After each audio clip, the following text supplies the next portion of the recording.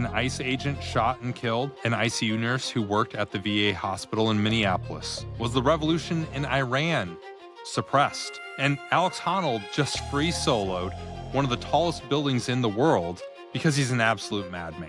And how will I ever get unfat? My name is Marty Skovlin Jr., and this is the Marty Party. Let's get this party started.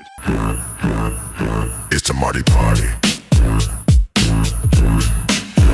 All right. Well, so first off, we're going to get right into the news because it's been another busy week and we are yet again back in Minneapolis. I really didn't think, getting this podcast going and covering news as kind of the beginning block of each of these Marty Party episodes that I was going to constantly be in Minneapolis for all the news, but that is where things are going on. And every week there seems to be something new, whether I'm talking about the Vikings and their season ending a little bit earlier or immigration operations and protests and all that sort of stuff going on in the state. So let's just get right into it. We have to talk about another ICE shooting in Minneapolis. On January 24th, 37-year-old Alex Jeffrey Pretti, a U.S. citizen and intensive care unit nurse at the Minneapolis Veterans Affairs Hospital, was shot and killed by a U.S. Border Patrol agent in Minneapolis during a federal immigration operation. This was tied to the Trump administration's broader crackdown, of course, and everybody's kind of aware of what's going on there. According to the Department of Homeland Security, agents say Pretti approached officers with a handgun and resisted efforts to secure it. This led to one agent firing in what they described as self-defense, and all the bystander video out there kind of shows, multiple media outlets have reported on this. I looked at it myself. It shows that, Alex walked up with a phone in his hands, recording it, and then attempted to intervene between the officers and somebody they were attempting to detain. And, he was pepper sprayed, forced to the ground, and then, allegedly had his handgun removed from his waistband. That the video appears to support that. And that was followed by him being shot multiple times. Now, Pretti had no criminal history outside of a few parking tickets and was a lawful gun owner with a concealed carry permit. His death, which is the second fatal gunshot shooting by federal agents in Minneapolis this month, has sparked protests and calls for a full investigation. Of course, there's going to be a full investigation. Let's review the facts as I know them right now, though. As with all of these shootings, a lot of facts get thrown around. Everybody is biased depending on what side of the aisle that they sit on. I do my level best to be objective about this stuff and look at it, mostly because I genuinely do typically see things from both sides, both points of view on any given topic. Doesn't mean I always agree with each side, but I can at least see where people are coming from. So too many people allow their biases to get in the way of objectively assessing something. So that's what I want to do. Let's just talk facts here. Alex Pretti was an American citizen born in Illinois and raised in Green Bay, Wisconsin. Fact: Alex Pretti was licensed to carry a concealed weapon. It was his Second Amendment right to do so, I will remind you. Fact: the license to carry includes public sidewalks and streets, regardless of law enforcement presence. There are, of course, restrictions out there, like you can't go in schools or federal buildings or things like that, just as an example.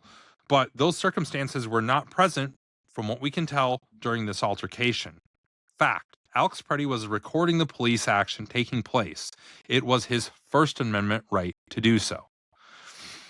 Fact: Alex Pretti tried to intervene in an arrest, placing himself between officers and a person they were detaining. Fact: Alex Pretti never drew his weapon. It was allegedly removed from his waistband by an officer while he was being subdued on the ground. Fact: this is the second person killed by federal agents during immigration enforcement operations in Minneapolis. Budget documents show that the Trump administration aims to deport at least 1 million immigrants within a year. Fact: federal immigration enforcement agents have been given daily arrest goals. Fact: ICE has hired more than 12,000 new agents in the past year, more than doubling its force to 22,000 officers and agents. Fact: The Department of Homeland Security said it was waiving age limits that previously restricted hiring to those between 21 and 37 to 40 years of age, depending on the position. Fact. Basic training for ICE officers was previously 16 to 22 weeks long. It is now only 6 to 8 weeks long, depending on what report you're reading. But here's what I think now with those facts, giving context to all of this. Let's start with how I have always been a fervent supporter of the Constitution and the Bill of Rights guaranteed therein. I hate these fucking glasses. I really can't wait for my contacts to come in. So, as it pertains to the Constitution and those rights, in particular, I've been a big fan of the First and Second Amendments. I believe they are among the most vital rights we have as citizens, and the second guarantees the first as well as all the others.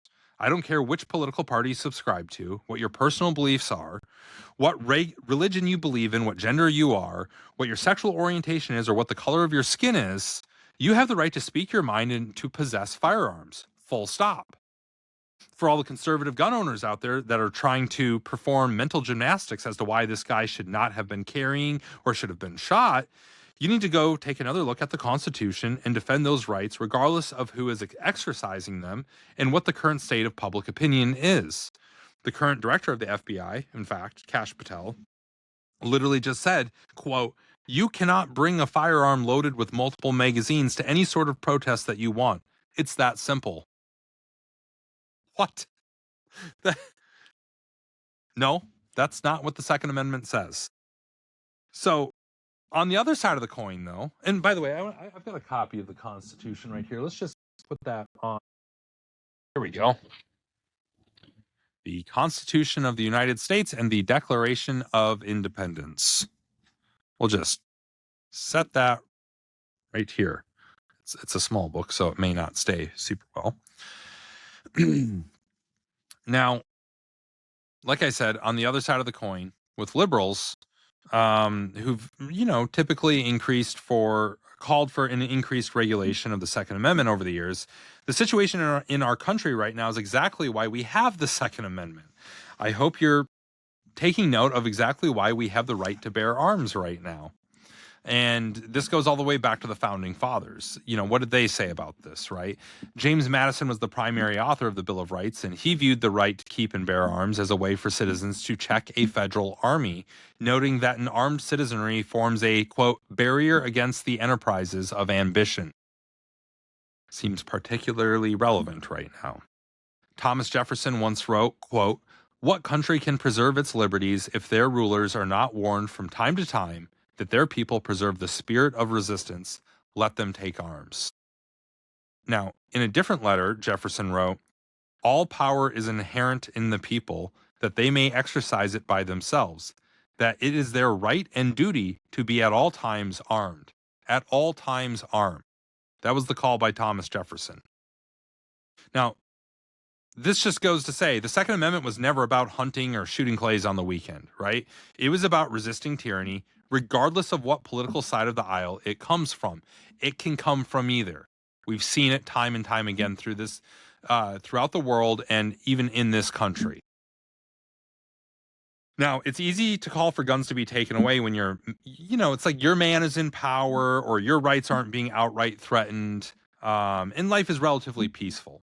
As we have seen in so many countries around the world, when you actually need a gun and need to protect yourself, it's often too late. I hope that what we're seeing in Minnesota and across the country is a wake-up call for everyone on why this amendment is so fucking important. Now, on this incident specifically with Pretti, unlike the Renee Good case, where I said the officer was likely going to be found to be justified in taking the shot, even though I thought ethically he probably shouldn't have, and I'm, again, Monday morning quarterbacking that, but I thought he could have avoided killing a person there. I'm not saying, I'm not one of those people that's like, oh, shoot the trigger finger off or some bullshit like that.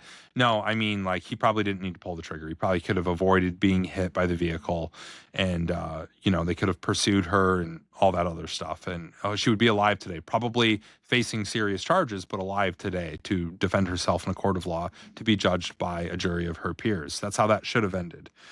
In this case with Alex Pretti, I don't think that the Fourth Amendment and the objectively reasonable lens that use of force is judged by will favor the officer who fired these shots. In this case, I think it was both a legally unjustified shot as well as ethically wrong to shoot. Multiple officers had Pretti on the ground and had already mitigated any perceived threat. Again, if you are not currently being threatened, and again, it shouldn't take mental gymnastics to arrive at the fact that you're being threatened. If you're not actively being threatened, AKA somebody has drawn their weapon and is brandishing it in some sort of way. In that situation, yeah, I get it.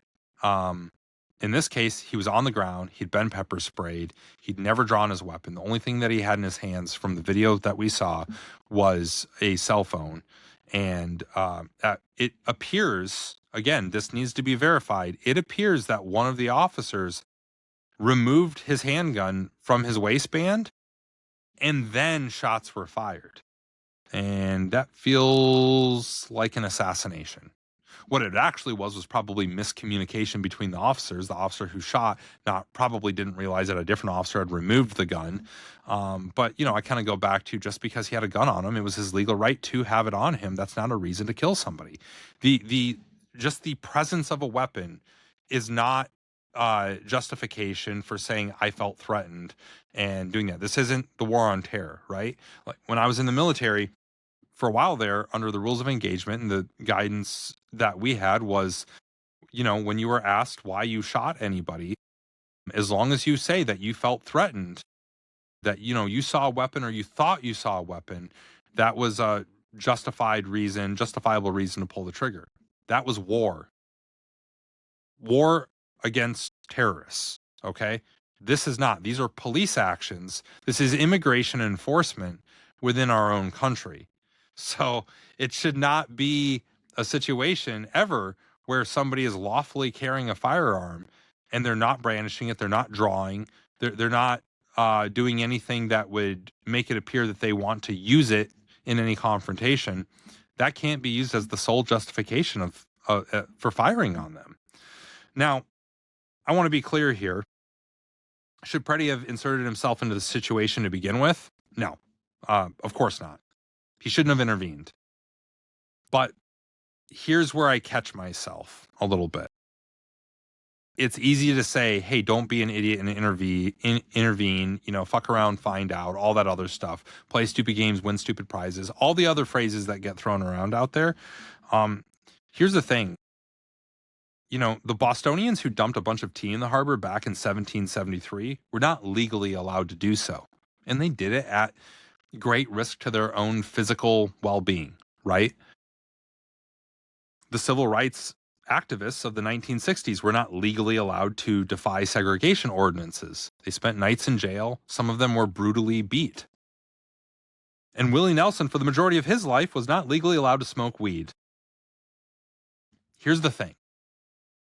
Our great nation was founded by and rose to glory under the rebels and troublemakers who regularly and without hesitation put it all on the line. They fought dirty and overthrew an empire. They threw tea in the harbor and were damn proud of it. They stood up when told to sit down. They sat down when told to move to the back.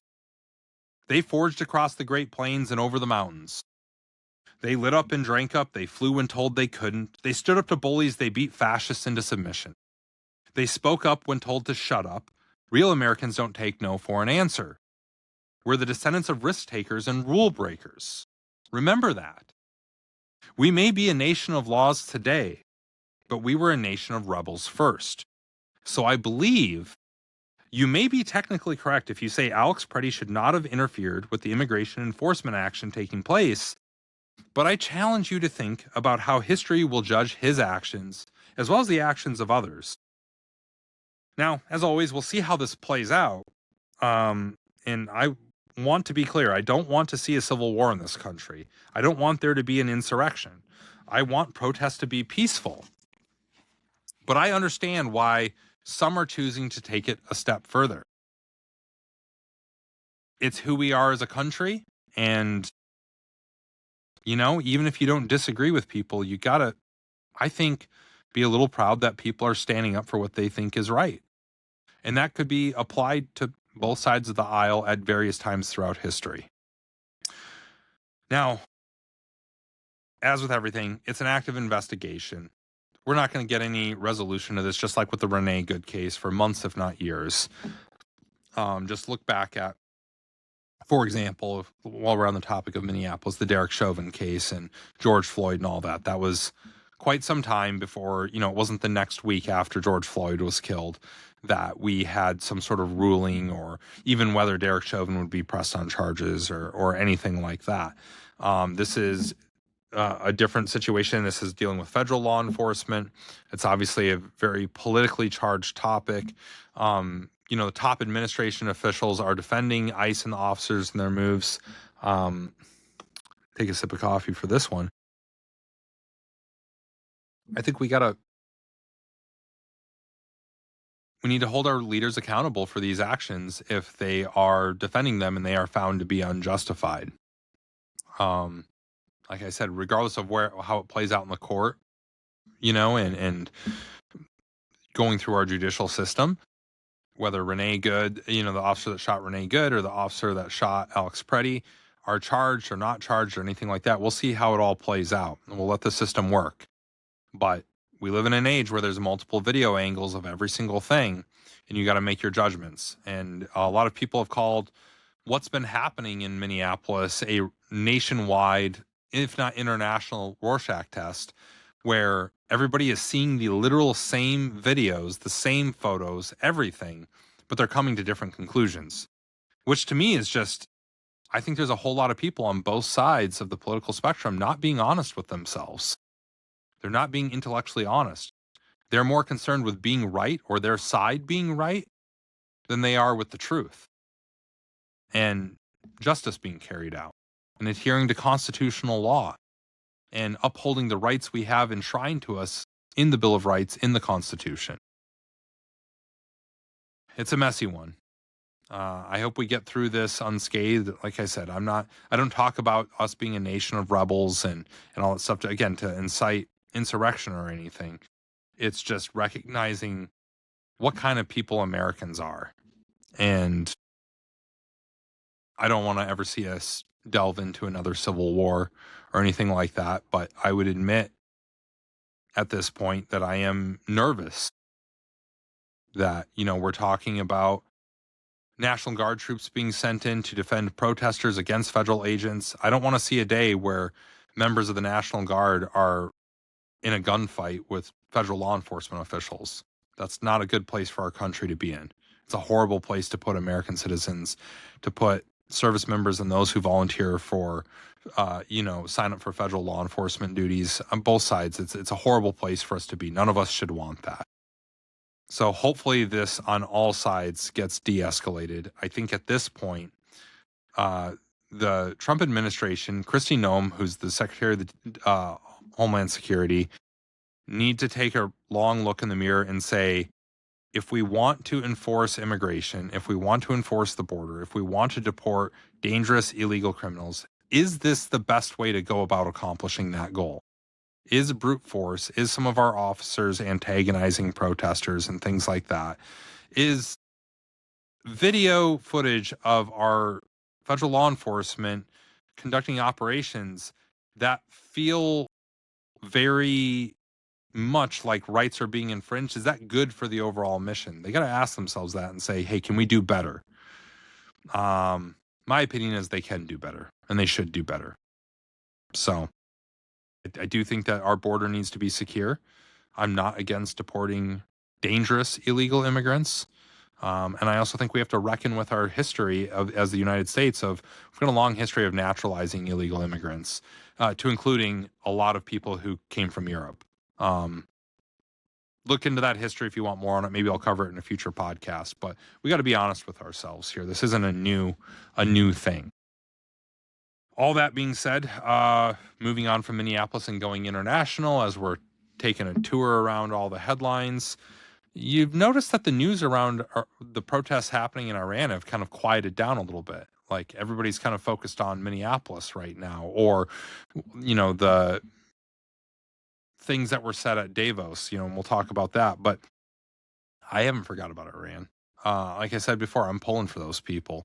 As of right now, the protests in Iran that began in late December 2025 have not been definitively stopped, but they have shifted from mass street demonstrations to sporadic unrest, strikes, and localized resistance as protesters endure an intense and violent government crackdown. Sorry, get a little bit like a little burp coming up there. I'm drinking coffee and sorry if that's showing up on camera or it's coming through on your audio. I just imagine somebody sitting in their Monday morning commute listening to me fucking burp up coffee. Like, what? Thanks, Marty. I hate your party. I don't blame you. Now, the protests, which were, I'll remind you, initially triggered by an economic collapse and just generally deepening hardship for the Persian people, quickly grew into the most serious challenge to the Ayatollah-led regime in years, with Iranian authorities imposing a nationwide internet blackout in early January, which limited communication with the outside world and coverage of the unrest. Now, in this day and age, information getting out, footage getting out, is vital to any resistance effort. You shut down the internet, you shut down their ability to spread their message, you shut down the ability for them to communicate any violent suppression that's happening within their own country, and it makes it harder for the international community to respond. Now, rights groups and investigative reporting indicate that thousands of civilians have been killed and tens of thousands arrested in the security response, with continued reports of lethal force against demonstrators, even as the most visible rallies have subsided. This is what we predicted. If the people resisting, if the people protesting were not successful, the backlash from the regime would be quick, violent, and without mercy. And I think that's exactly what we're seeing right now. The US-based human rights activist news agency, I'm not totally read up on that organization, but they seem to have some credible numbers. They say that there have been at least 5,137 deaths confirmed in Iran during the protests, and they're investigating another 12,904 deaths. Those are serious numbers. President Donald Trump and his administration have repeatedly stated that, quote, all options are on the table, and have moved U.S. military assets, including an aircraft carrier strike group, which is no fucking joke, toward the Middle East as a show of force. Hopefully, it will be effective in deterring the slaughter of Iranian people.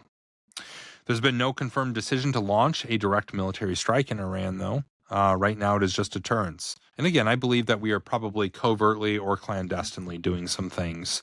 But, U.S. officials have imposed sanctions on Iranian oil tankers already. Different regime figures tied to this repression, and at the UN, the United States has pressed for international condemnation of Iran's crackdown. The thing about international condemnation of any nation or brutal dictatorship is it doesn't really mean shit, because typically those people doing the brutal suppression, brutal crackdown on their own people don't give a fuck what the outside world thinks of them for the most part. So, take whatever. It's better than not condemning it, though. I'll give it that. Iran has hilariously warned that any military attack against it would be treated as an act of all-out war, and has used propaganda, including murals depicting retaliation, to signal its willingness to resist any aggression. Iran doesn't have a great track record at being super effective in their responses to these things. Just think of when we killed Soleimani or bombing their nuclear site. They make things slightly inconvenient for American service members in the region for a couple of days. And I don't want to downplay the people that are suffering from TBIs and things like that from Iranian ballistic missiles after Soleimani was killed. But they are limited in what they can do to us, and we are rather unlimited in what we can do to them. So it is rich every time they like to talk tough. The large street protests have been largely suppressed, and the regime retains control. And, the resistance is continuing in various ways, but the human lives lost are continuing to mount. And, the regional tension over how external powers might intervene continues to worry everybody. And, I was really pulling for the resistance in Iran, but it kind of feels like the regime may win this one. I really hope and pray for the people who continue to resist. I think they're incredibly brave, and I just they're an inspiration to people everywhere around the world who are trying to resist tyranny. I hope they live to see a day when they are free from theocratic dictatorship, where their civil liberties are restored. I firmly believe that the US and Iran could be great allies in a post-Ayatollah world. Trump's decision to not militarily intervene, though, is something I can't be mad at. I've called for a while for us to limit how much we are intervening in the Middle East, getting into foreign wars, doing things that just seem like unnecessary distractions to the problems we have here at home. I'm also not an isolationist, though, and I also believe in looking out for people that are pursuing life, liberty, and the pursuit of happiness, pursuing the pursuit of happiness. Weird way to phrase that. But, the Iranian people that are standing up to a brutal, again, Ayatollah-led theocratic dictatorship, I'm pulling for them, this is one of those ones where I kind of thought, maybe we could intervene in some limited ways. I don't want the 82nd Airborne parachuting in to take an airport in Tehran, but, if we had done maybe just a little bit more to tilt the odds in the favor of the protesters, of the people resisting, give them a better shot at being successful in their revolution, because that would be good for America and most of the Western world. I wouldn't have been mad about that. I'm just one person here, and other people may feel differently. At the end of the day, though, like I said, I can't constantly call for us not to intervene overseas and then be mad that we didn't intervene overseas in something. So I don't think Trump was wrong in that call. I just, personally was kind of pulling for us to do just a smidge more than what we did do in that situation. It's a evolving story, though. We do have an aircraft carrier group moving into the region, like I said. I don't think that Trump is and his administration are taking anything off the table. They've said as such. So we'll continue to monitor and kind of see how that situation develops. Said hopes and prayers. It's all I can do for the Iranian people. Now let's move to Greenland and a potential deal on the horizon. I don't know. The president says there's a potential framework of a deal on the table after his meetings in Davos. I don't know how to say that. Wasn't invited. From what I can tell, Davos is just a chance for a bunch of world leaders to get together and blow hot air in public while schmoozing each other up in private.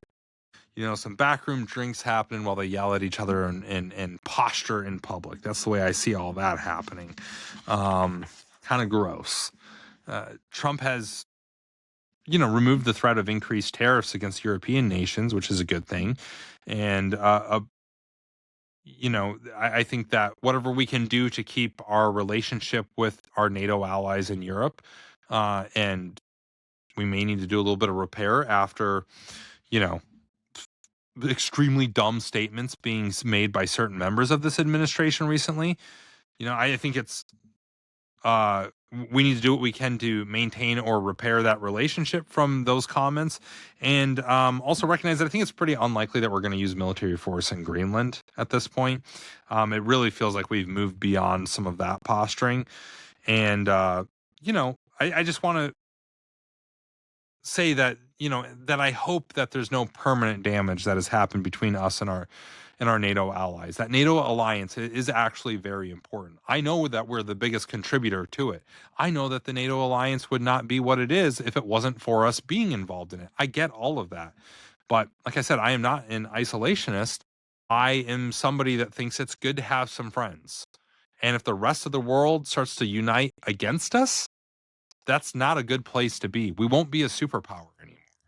I don't want to see that day. So, again, we'll see how this all works out. I've seen a couple of different, I don't know if they're guesses or gleaned off of actual information, where we're just basically going to control certain military bases, and those will be autonomous regions and territories of the United States, rather than outright purchasing all of Greenland or something like that. Like, I don't know. I'm real fuzzy on the details there.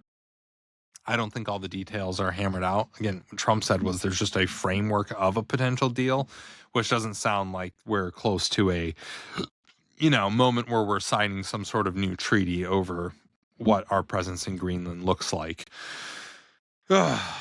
News is crazy though, right? Like, man, we are living in some interesting times. As a kid, I used to think about what it was like to grow up in the 1960s or during the 1930s and 40s, because they just seemed like such pivotal moments in history. It kind of feels like we're in that right now, and that we have been for a couple of years. I don't know. Some people are super worried. I'm not lying awake at night worried or anything like that, but I am just concerned about the way things are going right now, and I really do hope cooler heads prevail. But on that note, we covered the news. We talked about the things that are on everybody's mind, what you're all DMing each other with and sending reels to each other with and shit talking in comment sections about. We covered all that stuff. So now let's move on to something a little bit more fun, a little bit of culture. This week, for my culture section, I'm not talking about movies. I'm not talking about TV shows. I'm not talking about any of my favorite books. This week, we're talking about an absolutely insane freak of an athlete. Now, in my lifetime, I've been blessed to witness some of the greatest athletes in human history at the height of their careers. I saw Michael Jordan win multiple playoff games with buzzer-beating jump shots. I watched Tom Brady lead the greatest comeback in NFL history in Super Bowl 51. I know Atlanta Falcons fans are still a little bit salty about. I even watched Michael Phelps win gold medal after gold medal in multiple Olympics. And, with my daughter being in swim, full-time year-round swim now, I'm even more inspired by what Michael Phelps pulled off, and now seeing the hard work that my own daughter puts into that sport. But what I witnessed live on Netflix last night was unparalleled in both skill displayed and the consequences if unsuccessful. I'm talking about the incredible Alex Honnold, who is best known as a free solo climber, which is someone who rock climbs without ropes or other safety apparatus. Honnold is perhaps the most famous living climber in the world and has made public awareness of free solo climbing mainstream, while also racking up elite big wall and speed achievements. His signature milestone is the first free solo of El Capitan's freerider route in Yosemite National Park in 2017, a feat that was featured in the amazing free solo documentary. I love that documentary. I mean, you just got this guy sitting there talking about how his amygdala, the thing that produces fear hormones in you, doesn't quite fire for him, or he's an extremely high threshold for it. The guy's living out of his van in Yosemite, just climbing this thing every day, studying every little crevice of it. It is an amazing documentary. Again, it's called Free Solo. If you haven't watched it, go watch it. He's also posted major speed records on El Capitan routes with partners like fellow famous climber Tommy Caldwell. Tommy Caldwell is an amazing human in his own right. But I'm talking about him today, Alex Honnold, I should say specifically. I'm talking about Alex today because he pulled off a record-setting climb in Taiwan last night. He free soloed Taipei 101, which is a 1,667-foot skyscraper without ropes or a harness, in an ascent that took about 91 minutes and was streamed live on Netflix. Live, no delay. That means if he slipped and did something, like if he fucking died, it was going to be on live international TV. Now, I want to put this climb into context. The Taipei 101 skyscraper was the tallest building in the world from 2004 to 2010, but it's now actually the 11th tallest building in the world as of 2023. It's a breathtakingly massive steel and glass building. Steel and glass, not rock, not granite, not sandstone, anything like that. This is slippery, smooth steel and glass that he was climbing on. Honnold scaled the skyscraper with nothing but a bag of chalk around his waist, no ropes, no harnesses, no parachute, nothing of the sort, to prevent a tragedy happening if he had one bad grip. One bad grip, one slip of the foot the wrong way, and he was dead. There is zero margin for error in free solo climbing attempts. Very few climbers engage in this. This is not something that your average rock climber is doing. Even for a lot of people that go to a typical rock climbing gym, even just lead climbing is maybe as uh, adventurous as a lot of climbers will get.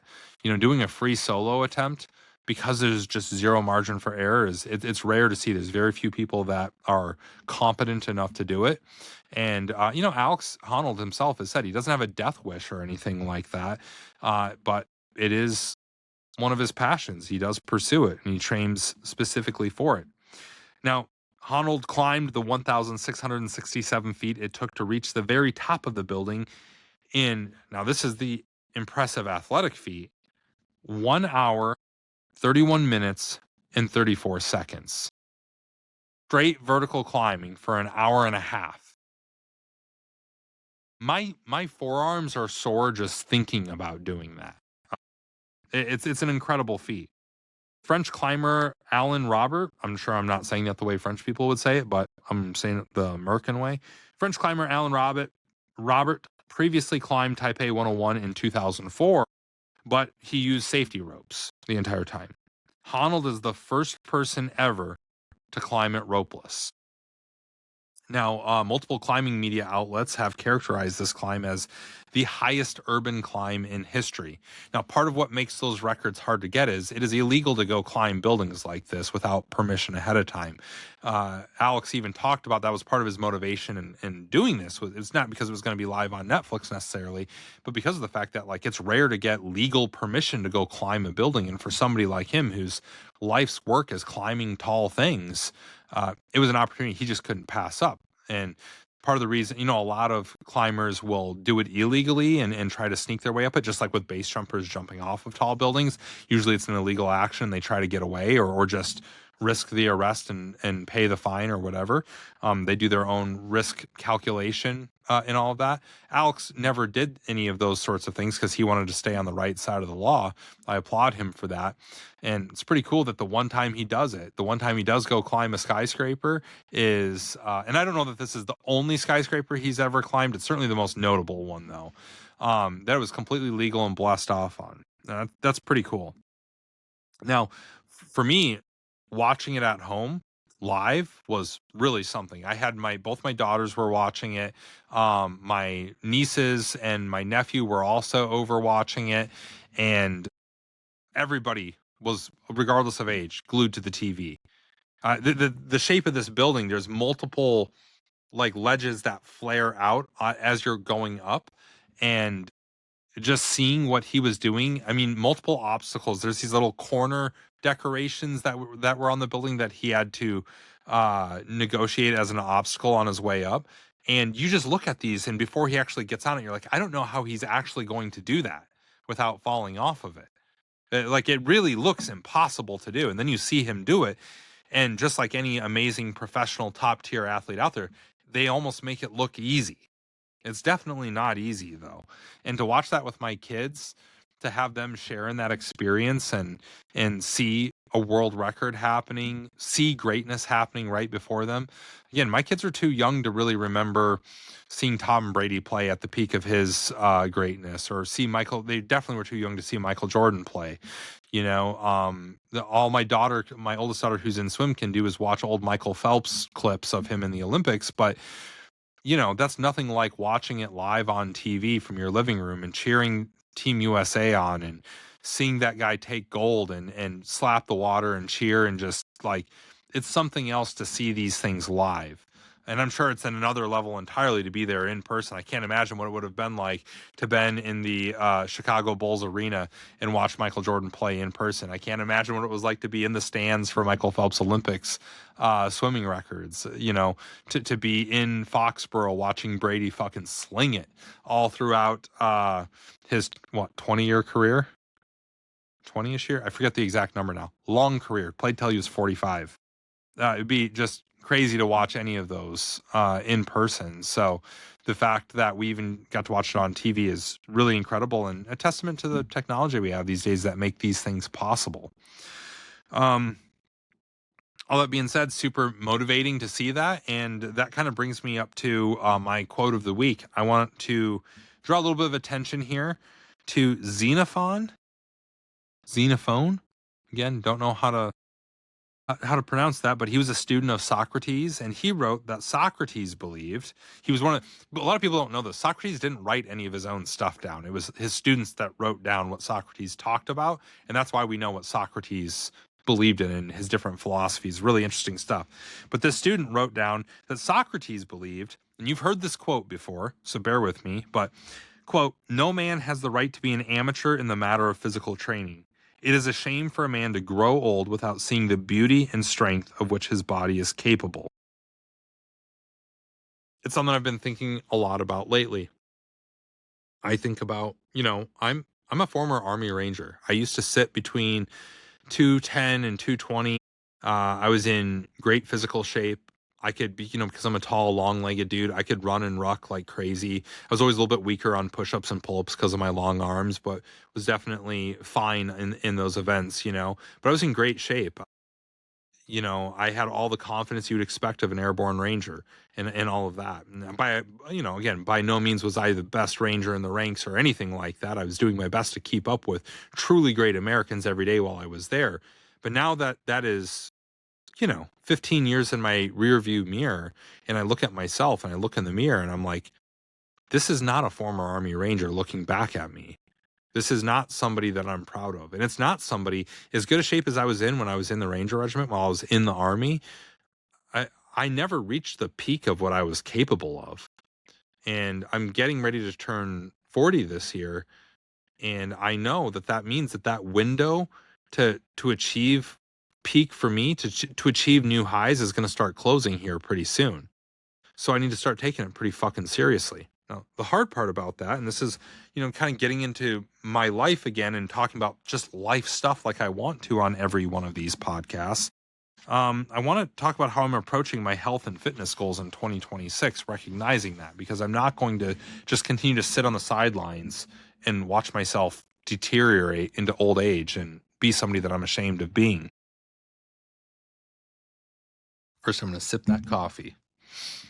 Now, in the first Marty Party episode, I talked about my method for setting goals and reviewed my successes and failures in 2025. I didn't specifically talk about my 2026 goals, but like many people, I want to improve my health and fitness this year. I want to talk about where I'm starting with that. Now, over the years, like I said, I've gained weight and my energy levels dropped. I went through serious bouts of depression, and my general health and wellness deteriorated.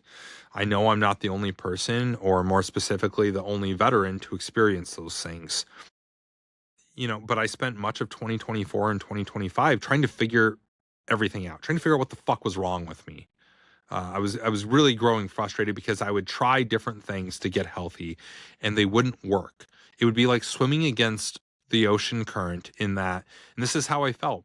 I would make progress and then I would get to a point where I would get injured or feel so bad that I couldn't get out of bed some days or just feel so exhausted that I couldn't keep up with something. Or I'd slip into these, like I said, these bouts of depression where I would stress eat and do these things that were just very neglectful of my body and my mental health. And the more I thought about that, the more I was like, this isn't natural. This isn't normal for somebody my age to be dealing with this stuff. I'm in my 30s. Like this is insane.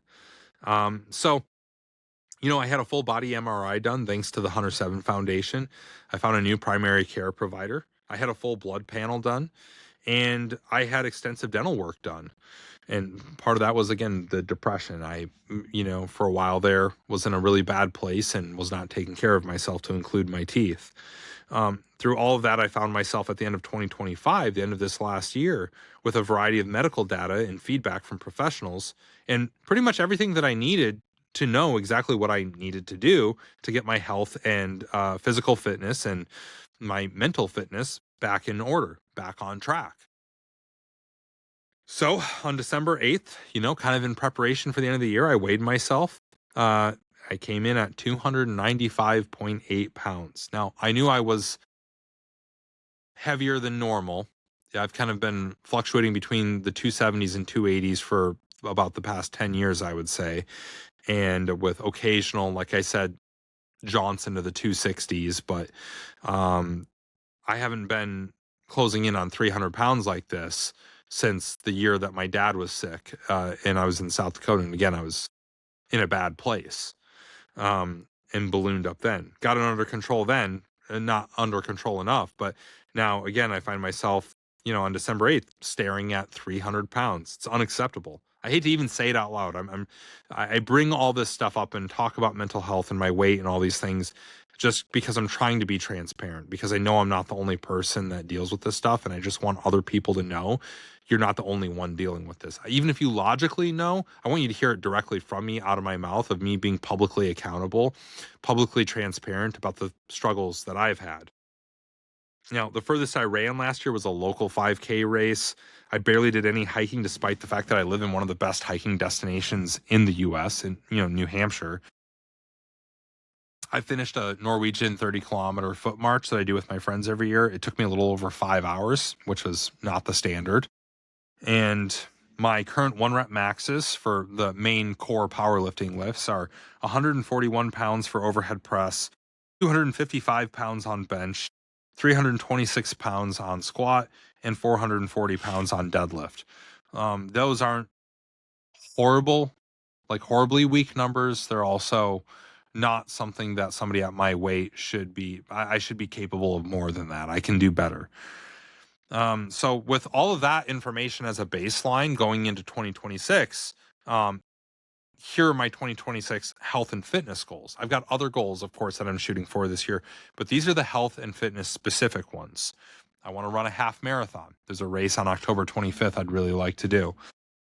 I want to finish the Norwegian 30K foot march this spring in under 4 hours and 35 minutes.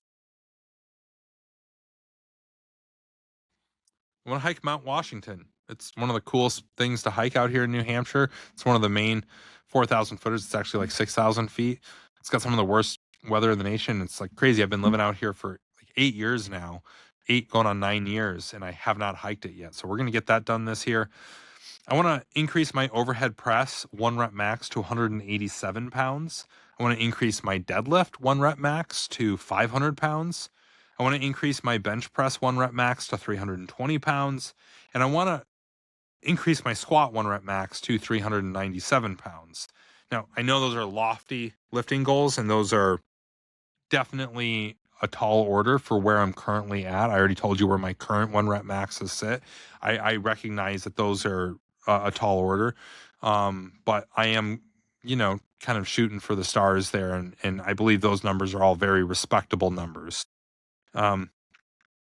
Now, as far as my weight is concerned, I want to weigh less than 250 pounds by America's 250th birthday on July 4th. And I want to weigh less than 220 pounds by October 26th, which is my 40th birthday. 220, like anything below 220 is kind of my target weight. I'll get to 220 and see how I look, see how I feel, and kind of assess whether I should keep cutting or just kind of maintain from there. I got to see what that feels like. It's been a long time since I've been at that weight, unfortunately. Now, how am I going to accomplish these goals? I believe in backwards planning and have set up checkpoints along the way. I'm not going to discuss every one of my checkpoints. That would be extremely boring. But, I'm doing daily weigh-ins. I've got monthly weight goals to keep me on track. I've got all that sort of stuff, right? But I will cover the tactics that I'm going to use to accomplish these goals. For the weight loss goals, I'm currently on a 2,000 calorie, 200 grams of protein per day diet. This has me it's a pretty aggressive, about 1,000 calories per day cut. That equates to 7,000 calories per week for the total caloric deficit, which works out to about 2 pounds per week lost, as there are approximately 3,500 calories per pound. Now, I eat the exact same meals every Monday, Thursday, and Sunday. That breakfast, lunch, dinner that I do on those days works out to 2,015 calories and 233 grams of protein on those days. And then I have a second set of, a specific breakfast, lunch, and dinner for Tuesdays and Fridays. And those meals work out to 2,018 calories and 194 grams of protein per day. And then there's a third set of specific meals, breakfast, lunch, dinner, that are for Wednesdays and Saturdays that are 2,012 calories and 204 grams of protein per day. So I have 3 days basically of pre-planned meals, and I just repeat those 3 days over and over and over again. I'm not deviating at all. I've been on this for more than a few weeks at this point, and I am religiously sticking to this. Now, I'm not going to go into all the macros. The main things I'm worried about: calories to stay in that caloric deficit, and protein to make sure I feel satiated and I'm not burning muscle. Like I said, I have strength goals I want to hit this year, so I have to keep the protein high. 200 grams of protein per day is probably where I'm at lean mass wise. So that's about right. And as far as the other macros are concerned, I'm in the right range for fiber, carbohydrates, fats, and all the major micronutrients. I did all the research. I worked out all the numbers. I'm in the right ranges for everything. And there's a few things that I take as supplements on the micronutrient side to make sure that I'm covering all those bases that aren't covered necessarily by my food intake. Now, crucial to the success of this plan is I religiously use a food scale and measuring cups, and I'm very strict with my portions down to the specific gram. And yes, I have removed a single grain of rice in pursuit of an exact number on that scale. I take it very seriously. I am trying to nail that number every single day for every single meal for every single portion. The great part about this meal plan is that my grocery trips are very predictable, and I'm buying the same things every week, and I feel satiated and energetic throughout the day, despite running a calorie deficit that is significant, but I'm on a high protein diet. So I don't really feel hungry. I don't feel like I'm not satiated. That makes dieting and staying in a caloric deficit a lot easier. So pro tip for anybody out there that's like, I'm in a caloric deficit, but it's brutal. Every single day I'm tempted because I'm so hungry. Increase your protein intake. It really does help. Now, for my running and rucking goals, I'm running a short distance once a week. I'm running long distance for a second run each week. And then I'm doing a weekly ruck march, and I increase the mileage each week off of those, with every fourth week being a deload week where I decrease the mileage pretty significantly. Again, a key part of accomplishing these goals is not injuring myself, and building in those deload weeks is really important for that. If you know anything about running, you might say that's not a lot of volume, and I'd say you're right. But I believe over approximately the 9 months that I have to train for that half marathon, it's enough volume to run a half marathon. The target race I'm going for is October 25th. And, maybe I won't run it in a great time. I think that's okay for this first half marathon. I just want to complete the thing. I just want to run a half marathon. I'll worry about trying to get competitive times and all that stuff in the future if that's something that I want to pursue. Now, I have to, part of the reason I'm keeping the volume low there is because I don't want to do too much cardio volume, because I am trying to balance my run gains with strength gains. And, speaking of that, for my plan to hit my strength goals, I'm following the 5-3-1 lifting program. And I've got sort of a common sense slate of complementary accessory work that's specific to each day's main lift. For those of you unfamiliar with the 5-3-1 program, or the Wendler 5-3-1 lifting program or strength program, it basically focuses on 4 lifting sessions per week. Each of those days is a different one of the major powerlifting lifts. So you've got 1 day of overhead press, you've got 1 day of deadlift, 1 day of bench press, and 1 day of squat per week. And basically this runs in 4-week cycles. The first week you'll do 3 sets of 5, with the third set being a max out, a 5+ set. And then the second week you do 3, 3, and 3+, again, maxing out on that third set. The third week you do a set of 5, a set of 3, and then 1+, again, going for as many reps as you can on that. And then the fourth week is a deload week. And these work off of percentages of your 1 rep maxes. and it's been pretty effective so far for me. I am increasing my lifts every week. It feels good. I'm constantly trying to beat the last number from the last cycle for that same week. It's kind of a beginner to maybe early intermediate lifting program. So a lot of more advanced lifters are not going to use something like this. But for me, it works really well. I appreciate the simplicity. It's something that I know I can stay consistent with. And it also doesn't require a ton of time. I can, if I really need to, I'll cut out my accessory work and just get the core lift done every day. And as long as I get that done, I feel accomplished. I got the main work done. 8 out of 10 days though, I am getting the accessory work done as well. But I do appreciate that flexibility. Now, I've timed up the deload week for the 531 program to be the same deload week as my run and ruck program that I'm running. So basically, I'm doing, the 531 program. So 4 lifting days per week, 2 run days per week, and 1 ruck day per week. And I have 1 rest day. I double up a short run in the overhead press on Mondays. So Sunday is my rest day, and then start again on Monday. And all of that is completely synced up. So every 4th week, I am deloading on both the cardio and strength fronts. I think that works pretty well. And I just want to say overall, these are what the strength and fitness goals look like. The general health goals. Like I said, I'm turning 40 this year. I don't like where I'm at from a fitness perspective. I've seen too many of my older relatives deal with issues from not taking care of themselves well enough at a younger age. And I'm not throwing shade at any of them or anything like that, but it just is a simple fact of the better shape you're in younger, and the more you can create that routine and those habits that are healthy and keep you in good shape and at a lower BMI, a lower weight, the healthier you're going to be into old age. Now, I have to confront this thing potentially of ALS runs rampant through my dad's side of the family. Maybe I'll have to deal with that. And, something with ALS, it doesn't matter how good a shape you're in, that thing's going to kill you. ALS, there is no known cure. I do hold out hope, and I pray that there will be a cure before my day comes that I may have to confront that devastating neurodegenerative disease. But, if that day does come, I'll at least be in as good a shape as I can be going into dealing with something like that.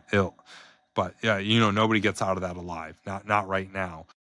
But let's say I'm not planning on dying from ALS. Let's say I don't get ALS. Well, I want to have a good run, I want to make a run to my 80s, maybe my mid 80s. Hell, if I'm feeling good and life is still good into my 90s, I want to have that option available. I don't want to get into my 70s and say I've got heart problems and my joints are going because I'm carrying too much weight and I've got too much fat on me and I've got these different problems that arise from too much fat on you, especially as you age. I don't want to deal with that stuff. So like I said, I'm at a place right now where I need to take it seriously, and I need to get back on track and need to do what's right for me. And ultimately that is what's right for my family too. I want my kids to have their dad around for a very long time.